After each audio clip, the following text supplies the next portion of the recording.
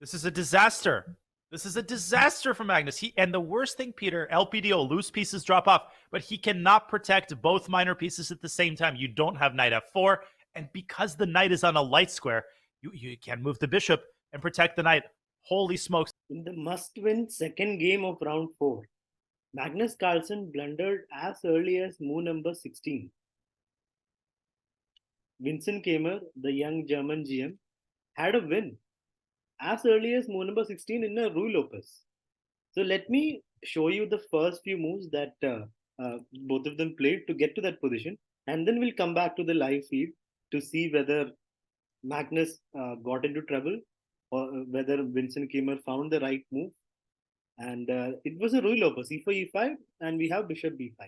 a6, the main line, no Berlin. Bishop c5, bishop g5, and back, and d4.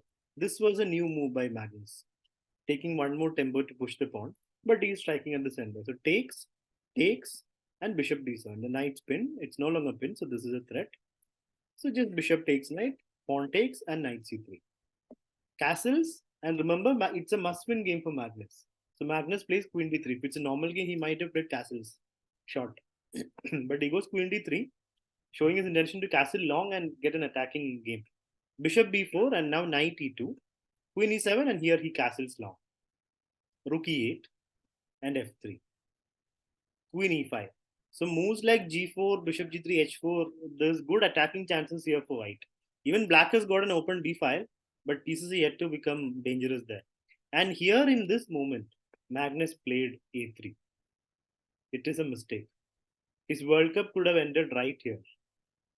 Vincent Keymer had to find a difficult win, a tactic or a pattern that is not common at all. I mean, the commentator Peter Leco said he hadn't seen this tactical motif in his life before. So the win is very difficult, but it was there for Vincent Keymer. So let's go back to the live feed to see whether Vincent played it or not. Magnus Carlsen, who faces the German phenom Vincent Keymer. And we have a huge moment here. Magnus has made his decision, and it is not the correct one. He's played the move a3, Peter, and shockingly, there is an incredible tactic that Vincent Keymer has at his disposal, and this tactic will give black fantastic chances of, at the very least, holding the position. Take it away. Well, it's a very huge moment. Magnus spent something like 25 minutes on his move a3, yeah? So he believes that it's a very nice stabilizing move. It kind of forces black to make up his mind.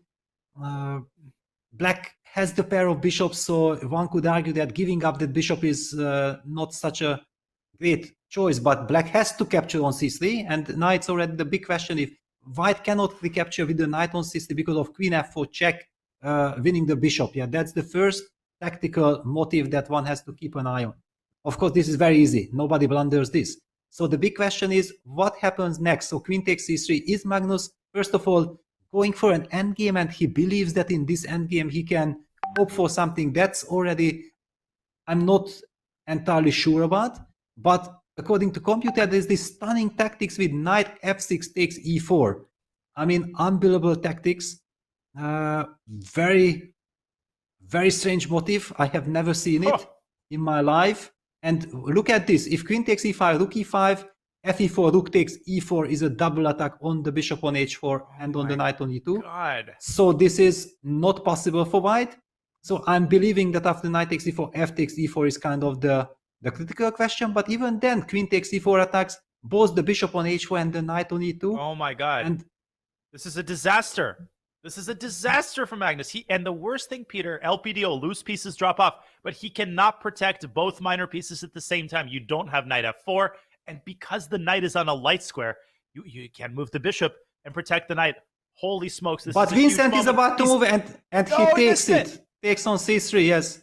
He takes on c3. And look at Magnus. He looks aside. It clearly indicates that he has noticed knight takes e4, but it was so tempting for Vincent. He thinks like draw is enough. I trade the queens. What can happen to me? It's a very solid position. But Magnus cannot believe look at this. He's just completely shocked of what happened. Oh my gosh, a huge miss by Vincent, but let's not overstate the case. He's got fantastic chances of holding that endgame. Magnus was relieved Vincent did not see the beautiful bishop takes, queen takes, and knight takes e4. The point being, after takes, the knight and bishop are undefended. So Vincent immediately exchanged of the queens, and now Magnus has another chance, right? It's equal. Black is even slightly better here, but Magnus has a chance to. He has a second chance to win this game, which he must win if he wants to stay in the World Cup. Now here Vincent played. Okay, so here Vincent played knight h7. The position is totally even. g4, gaining space. f6, h3, bishop back, and h4. So Magnus has gained some space on the king side. King f7, h5. So the space grabbing is complete on the king side. Now bishop c8. There are weaknesses on the queen side for Vincent. Rook d3, bishop b7, and knight b1. Maneuvering the knight so that the c pawn can go forward and gain space on the queen side. Magnus plays really well here. c4, bishop c6, b3. So this is Magnus's territory. This is the kind of way in which he has won a lot of games in endgames like this. Rook b8, bishop f2. Rook b7, so Vincent is preparing to double and attack b3. Magnus already protects it. And now bishop e3, preparing f4. And f4 comes. Now the expansion happens on the king side. I mean, in the center and king side. Vincent goes for a5, e5 by Magnus. Here the game intensifies. Takes, and knight f7, and he plays bishop f4. Magnus basically creates play for himself. Because now if Vincent goes for a4, there is this nice e6 move, allowing pawn takes b3 and king b2. It moves him closer to move 40. And yes, he takes... and he has taken, yes. Bishop takes e5. So this is move 38 or, yes, 37. Yes. And there is a4. He refrains from rook to e8, which would have forced a pair of rooks off the board. Instead, he strikes immediately with the move a4. And will Magnus go for the same idea we've been talking about of ignoring the threat of a takes b3, hiding behind the pawn, and banking on the activity of his rooks? Yes, I think so. Yeah, Magnus immediately goes bishop c3. A takes b3 will be answered by king b2, and white is ready to activate the rook to e7. Vincent played pawn takes e5, Magnus played bishop takes, and here Vincent went for a4. And bishop c3, allowing pawn takes and king b2. So Magnus has kept this nice bishop in the position, allowing a pawn to take here, but now he has a pass pawn as well on the a file. This is where Magnus takes control. Rook e8, rook takes, bishop takes, because rook was about to go to 7th rank. Vincent had to exchange of one pair of rooks. And now rook d5. Now Magnus has got a pawn for free. Like he's up a pawn, and from here he can push. So this is a comfortable position to be in, especially if you are so good at endgames. Right? Pawn up. I mean, oh, it's not a pawn up. I mean, he had given up the b3 pawn, right? So it's still a pawn down, but this pawn can be taken anytime, right? It's practically a pawn up, but it's opposite to a bishop. So Magnus has to be really careful here. And here bishop d7, counterplay on g4, and Magnus goes for bishop d4, takes, and a4. He just, look at these nice little small moves, bishop d4. He's controlling this diagonal, and only then he's pushing the pawn. Because now a5, a6 is very fast. Knight g5, and here bishop to e3. Finally, that knight is at the right moment ready to capture the pawn on b3. There is some incredible harmony in white's position, and this is what drives Vincent completely crazy. And this is what drives, I feel like, everybody crazy when they encounter any such endgame against Magnus Carlsen. His pieces are in the right place, at the right time, on the right square, and somehow everything randomly seems to come together. Of course, it is far from random. This is the endgame virtuoso himself. And this is the meaning of virtuosity. You don't even realize how everything comes together in a perfect symphony until it does. And by that point, as you're burning your clock, you realize that it might be too late. And I think it's safe to say that Vincent is in trouble, and he is trying to solve his problems concretely with the move knight to f3.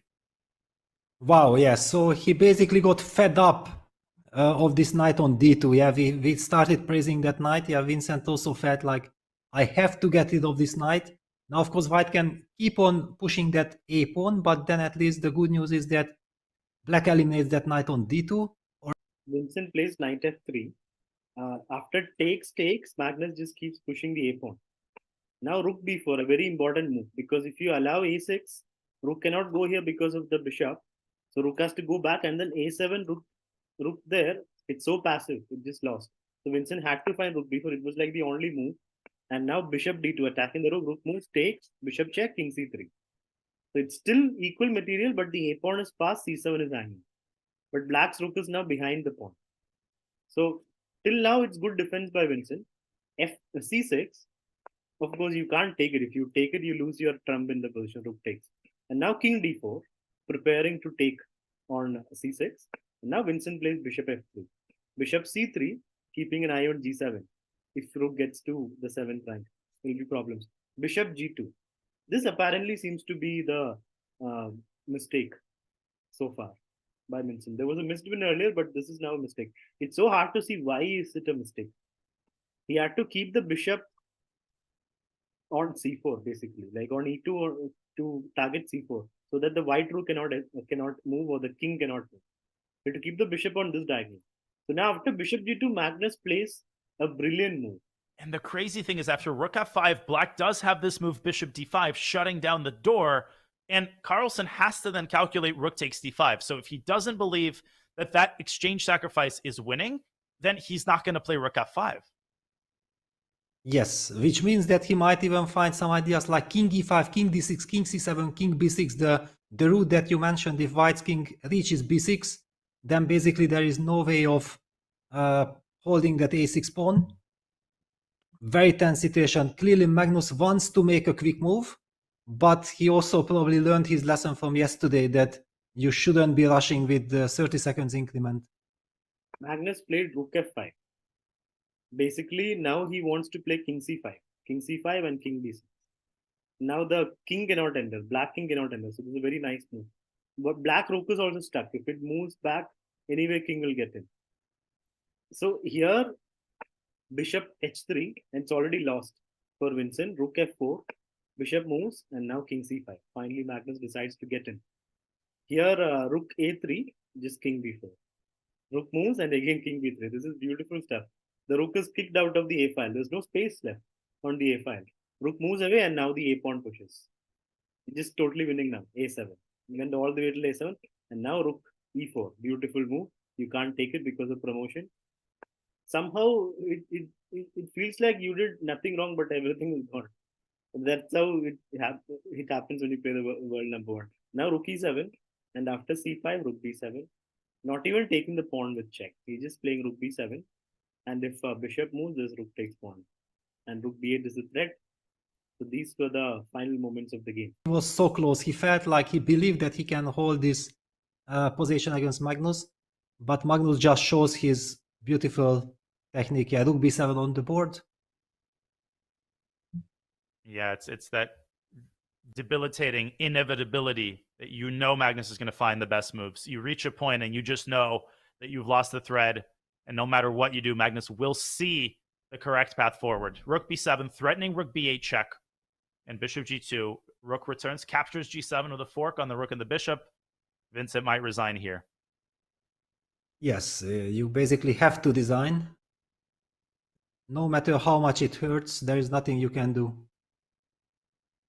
We can all sympathize with the pain. The pain is immense.